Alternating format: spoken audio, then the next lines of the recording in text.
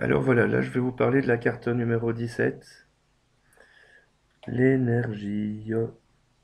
Alors sur cette carte énergie, vous voyez un atome qui représente déjà l'énergie en tant que telle. Vous voyez qu'il y a deux bords rouges. En dessous, j'ai toujours pas compris ce que c'est, ce truc-là. J'ai toujours pas compris ce que c'est, mais peu importe. Quoi qu'il en soit. La carte 17 symbolise déjà une personne très énergique. Une personne qui a peut-être tendance même à l'hyperactivité, à courir dans tous les sens. Une personne qui ne sait pas s'asseoir, qui se repose jamais. Ça symbolise une personne qu'on a parfois du mal à suivre. Ça peut aussi symboliser une personne qui a tendance à diriger, à contrôler, un leader en quelque sorte.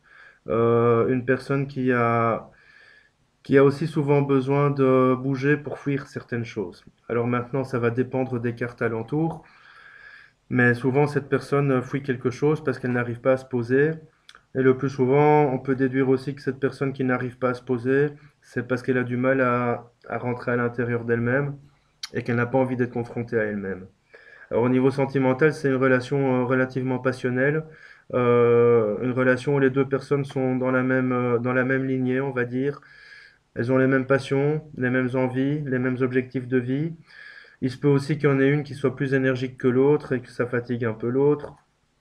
Alors, ce sont des personnes qui, en général, sont des aventurières, on va dire ça comme ça, qui aiment bien bouger, voyager, faire plein de choses ensemble, au point où elles ont du mal à s'arrêter aussi, et de nouveau à se retrouver seules. Et ça, il faut faire attention parce que ce sont des personnes qui peuvent aussi fuir la monotonie de leur couple à travers toutes leurs activités, et que dès qu'elles se retrouvent seules, c'est pas forcément agréable pour elles parce que soit elles n'ont rien à se dire, soit elles sont pas forcément bien ensemble, alors elles fuient en trouvant des activités. Au niveau professionnel, ça indique quelqu'un d'ambitieux, comme je le disais, qui donne tout dans son travail. Une personne qui a envie d'avancer, qui a toute son énergie passe dans le travail, mais de nouveau, attention de ne pas s'y perdre, parce que ça, c'est le côté négatif de cette carte. C'est que, ok, la personne est positive et énergique dans tout ce qu'elle fait, mais souvent parce qu'elle fuit quelque chose. Et là, il faut faire attention.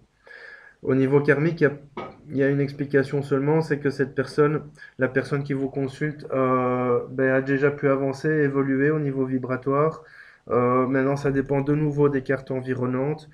Si la carte environnante, la plus proche, donc celle qui est juste à côté le plus souvent, est positive, ça veut dire que cette personne est dans un bon chemin d'évolution et de compréhension. Si la carte est négative, par contre, ça veut dire qu'elle ne prend pas assez soin de son évolution spirituelle et qu'elle va devoir faire un petit effort à ce sujet. Dans l'ensemble, c'est une carte relativement neutre, on va dire, parce qu'elle va dépendre des cartes qui sont aux alentours. Mais non, elle invite souvent quand même à s'arrêter un petit peu, à venir sur soi, sur le chemin parcouru, à se confronter à soi-même aussi si on a des choses à résoudre. Et ça, c'est une des invitations que la carte nous propose. Voilà. Salut.